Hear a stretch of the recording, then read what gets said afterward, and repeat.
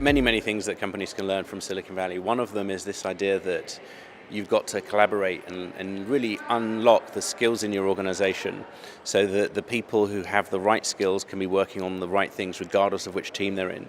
So I think that many bigger, older companies tend to have a hierarchy and a strict structure where people are locked into their particular team or department.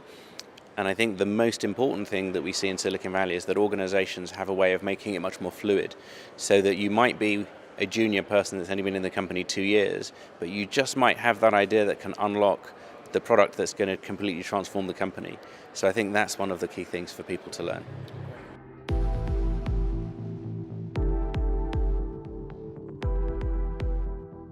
There are a couple of things that you get from channel-based communications that you don't get from email.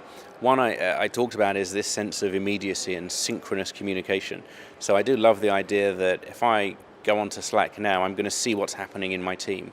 There'll be people talking and commenting on things and sharing knowledge in a way that with email that doesn't happen. Email is people communicating typically with me or a small group of people.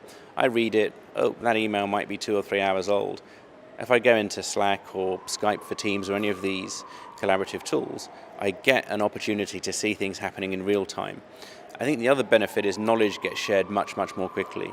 So the beauty of people putting a link into an environment like Slack is that you can read it, you can click on a link, you can go to the website, you can come back and make comments, and very quickly knowledge is shared. That's a very powerful thing for most organizations.